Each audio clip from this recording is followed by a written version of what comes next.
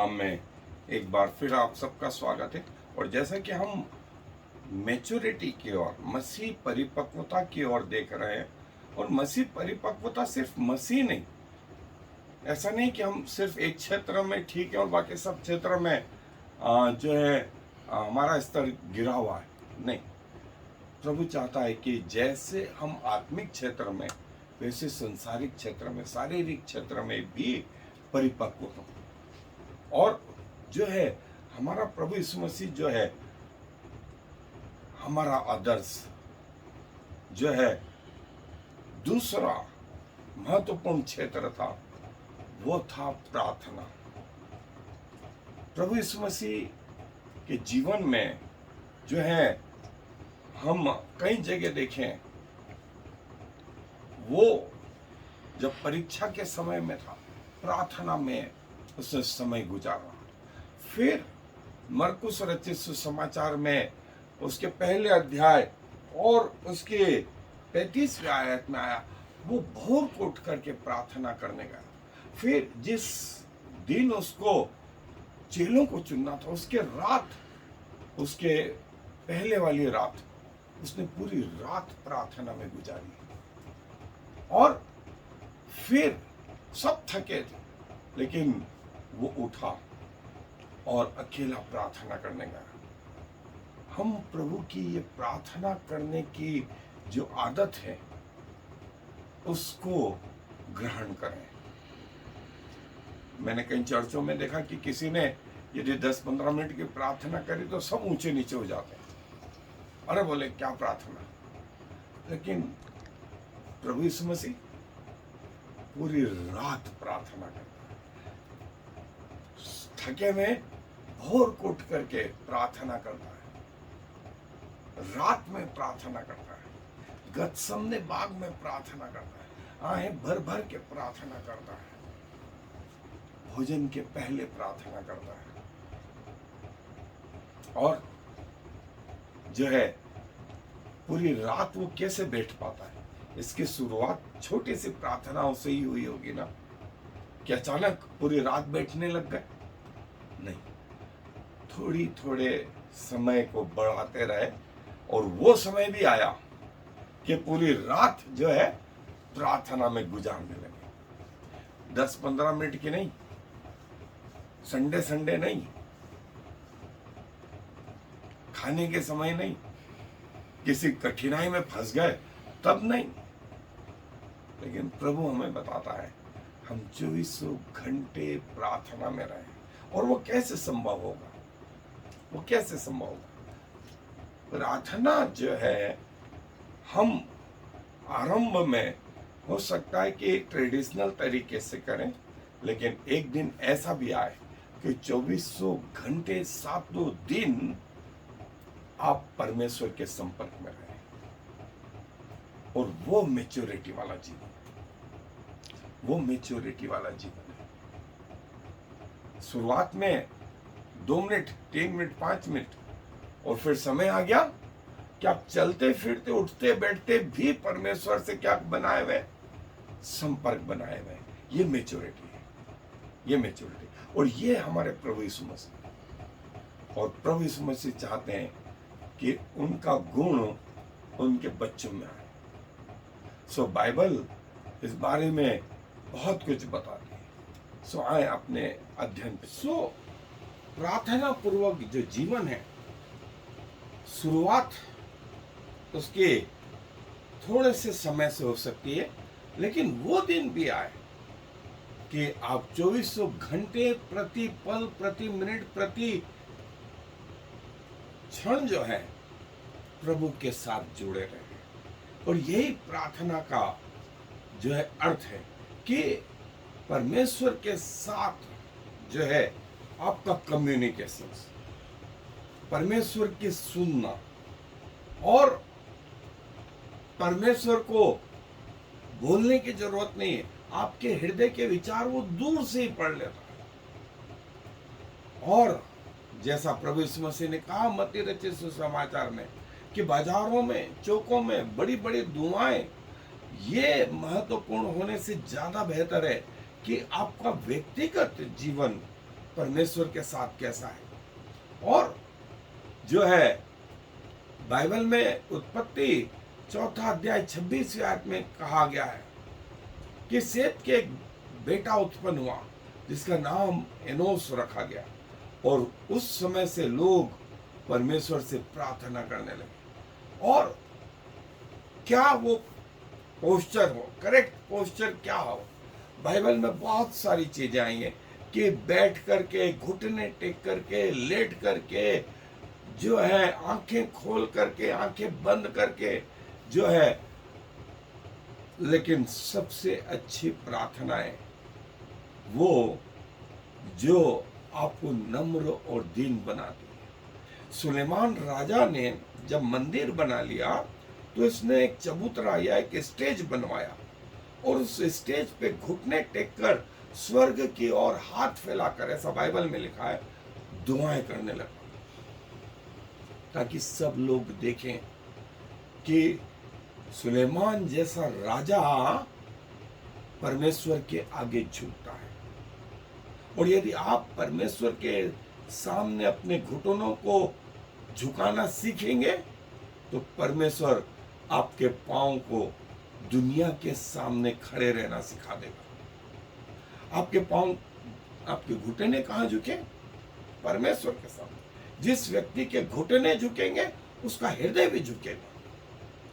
लेकिन यदि आप घुटने झुकाने से पीछे हटते हैं तो आप में अकड़पन और बढ़ेगी। परमेश्वर के सामने उस पोजीशन में जिसमें आप कंफर्टेबल हैं, जो है वो, और क्या मैं बहुत सारे अच्छे अच्छे शब्दों का इस्तेमाल करूं? कई लोग अच्छे शब्दों को नहीं जानते, लेकिन मैं आपको बता दूं, जरूरी नहीं, जरूरी नहीं।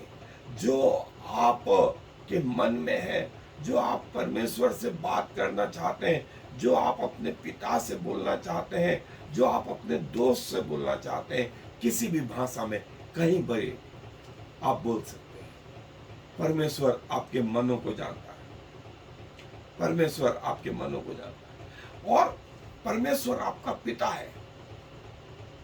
मैं क्यों प्रार्थना करूं? क्योंकि परमेश्वर मेरा पिता है। और जब मैं हॉस्टलों में था तो हॉस्टलों से छुट्टी जो है एकदम नहीं मिलती है। 3-4 महीने में एक बार, कभी कभी 6 महीने में एक बार। सो जब मैं घर पे आता था तो मैं अपने माता पिता के सामने बैठा रहता था, क्योंकि वो मेरे माता पिता हैं। वैसे ही पोजीशन हमारे परमेश्वर के साथ। इसलिए दाऊद बोलता है, तेरे भवन की देवड़ी भी कहीं और के 1000 दिन से उत्तम है। परमेश्वर के समय बैठे रहना, क्योंकि वो हमारा पिता है, वो हमारे मर्म को जानता है, और हमारे मुंह में शब्द भी आने नहीं पाता, वो पढ़ लेता है। और जैसा मैंने बताया कि आरंभ में आपका जो परमेश्वर के साथ रिश्ता है प्रार्थनाओं में, वो कुछ मिनटों का हो सकता है, लेकिन समय ऐसा भी आएगा कि आप 24 घंटे किस में जुड़े रहेंगे? परमेश्वर से जुड़े रहेंगे। और ये जो है आपकी मैच्योरिटी रहेगी। जैसे हमने प्रभु के जीवन में देखा कि जब प्रभु यीशु मसीह स्वयं इस पृथ्वी पर थे, उन्होंने प्रार्थना में अपने समय को गुजारा। सारी रात थके होने के बाद रात में उठ करके, सुबह भोर को जल्दी उठ करके, और जो है हम एक प्रोग्राम चलाते हैं सुबह में, जो पिछले 20 सालों से 22 साल से मैं उस जो है प्रोग्राम में जुड़ा हुआ हूँ। सुबह 6 बजे उठ करके हम परमेश्वर के चरणों में बैठते हैं, जहाँ प्रार्थना, जहाँ आराधना, जहाँ वचन का पढ़ना और सब कुछ जो है हम आधे घंटे में खत्म कर देते हैं। लेकिन मैं आपको बता दूं, कुछ परमेश्वर के दीवाने लोग, चाहे बरसात हो तो छाता लगा के आ जाए, ठंड हो तो जल्दी उठ के आ जाए, और गर्मी हो तो सबसे आसान, लेकिन वे परमेश्वर के भवन को नहीं छोड़ते। ऐसा एक ग्रुप है। लेकिन कई लोगों से सुबह ठंड के दिनों में रजाई नहीं छूटती। सुबह कई लोगों को लगता है अरे अभी तो और सो जाओ, थोड़ा सा 2-4 घंटे और सो जाओ, फिर काम ही काम करना है।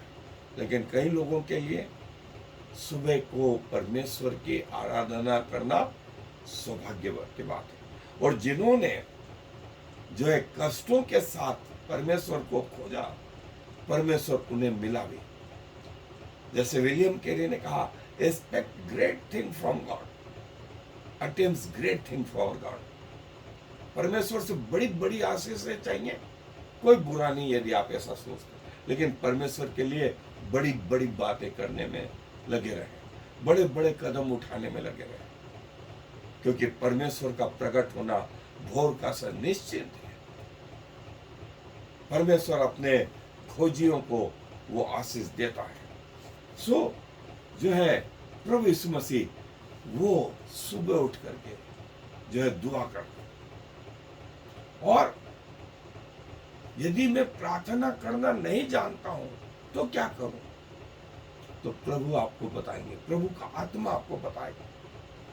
जो आत्मा है आपकी कमजोरियों में आपकी मदद करेगा। और हो सकता है आपको कुछ नहीं आता हो, लेकिन परमेश्वर आपको सिखाएगा। और आत्मा में जो है नम्रता पूर्वक परमेश्वर के पास चले। परमेश्वर को सिखाने की जरूरत नहीं, परमेश्वर को ऑर्डर देने की जरूरत नहीं है, परमेश्वर के आगे हाथ फैलाने की जरूरत है, परमेश्वर के आगे हाथ जोड़ने की जरूरत है। और संपूर्ण हृदय से किसी को मत बताओ, लेकिन परमेश्वर आपको जानते हैं। इसलिए विश्वास के साथ में, धार्मिकता के साथ में, परमेश्वर की आज्ञाओं को पालन करते हुए हम आगे बढ़े। और परमेश्वर न सिर्फ हमारी प्रार्थनाओं को सुनता है, परंतु उनका उत्तर भी देता है। और कई कारण है जब हमको परमेश्वर का जो है जवाब नहीं मिलता। उसमें से महत्वपूर्ण कारण जो है अनाज्ञाकारी, हमारे गुप्त पाप, हमारे जो है ऊंचे नीच के विचार, और दया रहित होना, परमेश्वर से विवाद करना उसके नियमों पर, और जो हमारे पूर्वजों के श्राप, हमारे दोष हैं, हमारा ढीठपन है, हम में शंका वाली जो बात, हम में अपनी बड़ाई वाली जो बात है, ये कई और कारण है जिसके कारण हमें प्रार्थना के उत्तर नहीं मिल पाते हैं।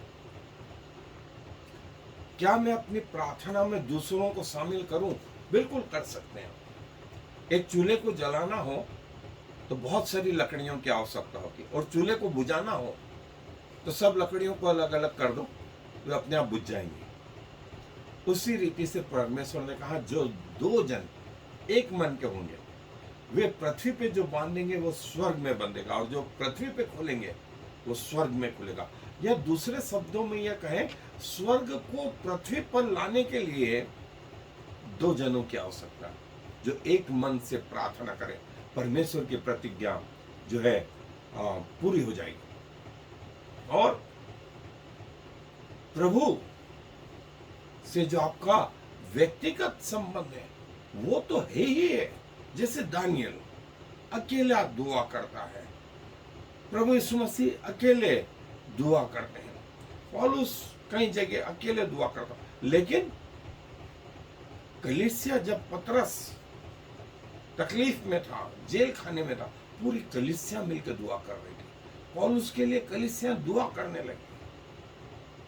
सो व्यक्तिगत और सामूहिक रीति से समय के अनुसार जो है वो काम हमें करना चाहिए। और जब हमारा प्रभु इस धरती पर था तो वो प्रार्थना जो है आहें भर भर के जो उनकी बातों को पूर्ति कर सकता था उससे करता था। इब्रानियों के पत्र 5वां अध्याय 7वें आयत कि प्रभु यीशु मसीह अपने पृथ्वी के जीवन में अपनी प्रार्थनाएं परमेश्वर के साथ रात दिन करता था। और रात में हमने देखा कि प्रभु पूरी रात प्रार्थना करने में बिताता है। और प्रभु जो है फिर एक जगह आया कि मरकुस रचित सुसमाचार में हमने देखा भोर को जल्दी उठ गया। भोर को जो व्यक्ति जल्दी उठ जाता है सो ऐसा बोलते हैं 3 लोग जल्दी उठते हैं। सबसे पहला मां जल्दी उठती है। एक अच्छी मां सुबह जल्दी उठती है और सब के लिए, पूरे परिवार के लिए वो है तैयारी करती है। दूसरे मेहनती लोग जो है वो जल्दी उठते हैं। मेहनती लोग जो जल्दी उठते हैं। और तीसरा जो प्रभु के लोग हैं वे जल्दी उठते हैं। वे जल्दी उठते हैं।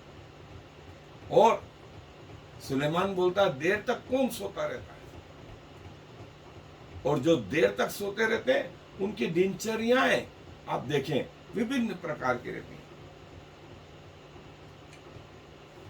प्रभु यीशु मसीह अपने बपतिस्मे के पहले जो है दुआ करते हैं।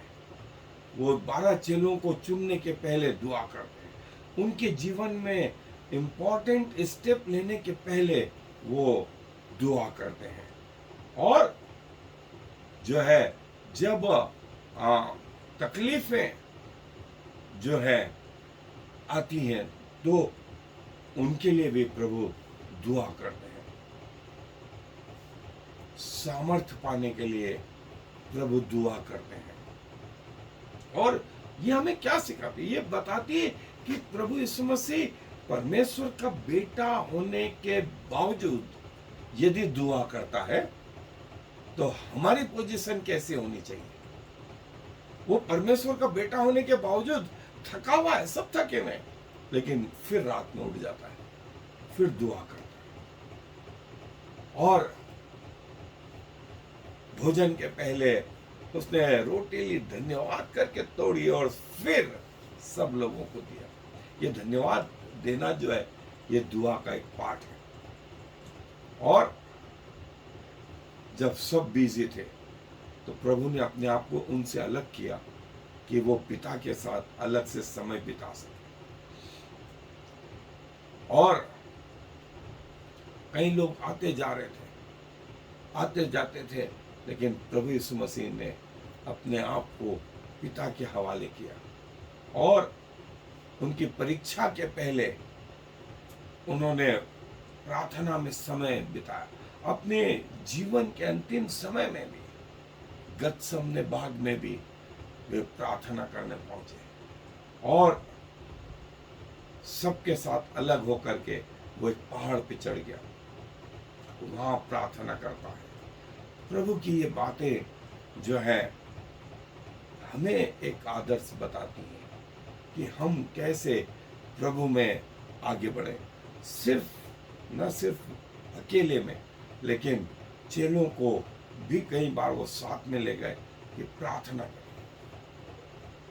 पूरे उन सब हजारों लोगों के सामने प्रभु ने वो रोटी ली और स्वर्ग की ओर देख करके तोड़ी और कहा कि प्रभु की आशीष मांगी, पिता की आशीष मांगी। और जो 5 रोटी और 2 मछली थी उससे 5000 लोगों ने खाना खाया। ये प्रभु की प्रार्थना थी। और प्रभु जो है, खुद के लिए दुआ करते हैं। और प्रभु की सबसे बड़ी प्रार्थना यूहन्ना 17 अध्याय में जो है, वहां पूरी महायाजकीय प्रार्थना के नाम से वो चैप्टर फेमस है, आप पढ़ सकते हैं। और प्रभु की प्रार्थना जो है, प्रकाशित वाक्य में कहा गया कि संत लोगों की प्रार्थनाएं प्रभु के सामने धुएं का काम, वेदी का काम करते हैं। आज आपकी वेदी कहाँ है? आज आपकी वेदी कहाँ है? और धीरे से, थोड़े से समय से आप प्रभु के सामने बिताना शुरू करेंगे तो समय होगा कि आप 24 घंटे 7 दिन प्रभु के साथ साथ जुड़ते रहेंगे। प्रभु का वचन तेरे निकट और तेरे मुंह में, परंतु तेरे हृदय में। और जो पीछे लोग चले गए, मुड़ गए, उनकी सबसे पहली कमी क्या थी? वो थी कि प्रार्थनाएं करने में चूक होने लगी। प्रार्थनाएं करना छूटने लगी तो धीरे धीरे प्रभु से दूरियां बढ़ती गई, प्रभु से दूरियां बढ़ती गई। और मैं पुकार उठा, भजन का लेखक होता, मैं पुकार उठा, हे प्रभु मेरी प्रार्थनाओं का उत्तर दे। जब प्रार्थनाएं आप थके हुए हों तो आप अपने घुटने किसके सामने झुका ले? परमेश्वर के सामने, परमेश्वर के सामने क्रमवार रीति से प्रार्थनाएं कर देना। और जो है, प्रभु को अपने जीवन का केंद्र बिंदु लेकर के चले। प्रार्थना के प्रभाव से बहुत कुछ हो सकता है। प्रार्थना में उपवास, जैसे आग में घी जो है उसको और भड़का देता है, वैसे ही उपवास के साथ की गई प्रार्थनाएं और पावरफुल हो जाती है, और पावरफुल हो जाती है। और जैसा मैंने बताया था कि ये मंदिर का जो स्थान है वो हमारे शरीर को भी प्रकट करता है, ये प्रभु की उपस्थिति को प्रकट करता है। और प्रार्थना में हम बोलें कि बहुत बोलने से हमारी सुनी जाएगी, तो नहीं, चुप रहना भी, और प्रभु आपके आंसुओं को, आपके मन के विचारों को पढ़ लेता है। जैसा उसने हन्ना की प्रार्थना को पढ़ा, जैसा उसने हिजकिय्याह की प्रार्थना को पढ़ा, और इनके आंसू देखे और प्रभु ने उनके अनुसार किया। तो आपके हृदय की प्रार्थना किसी और के सामने नहीं, किसी और के सामने नहीं, लेकिन सिर्फ परमेश्वर और परमेश्वर के सामने आपका जीवन जो है,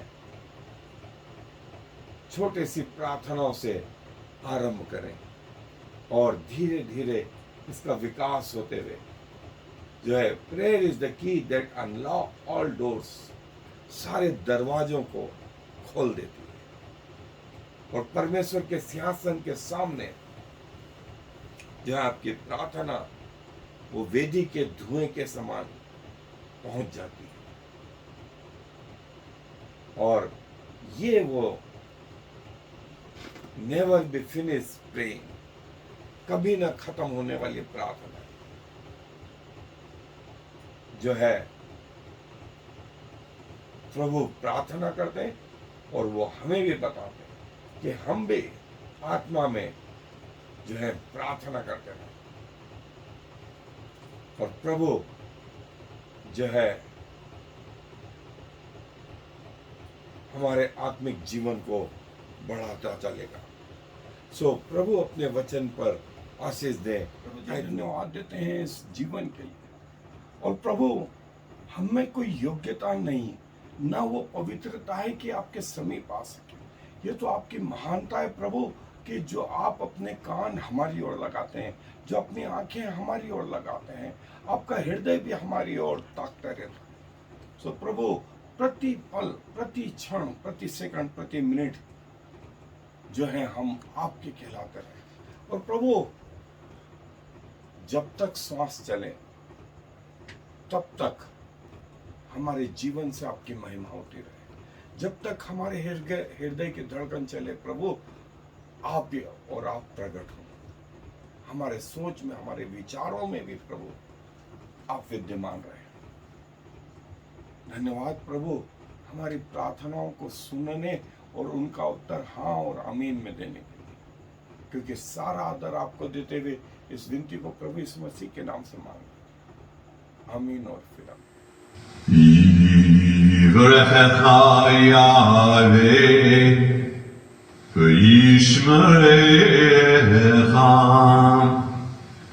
Ya'er Yahweh v'yichunecha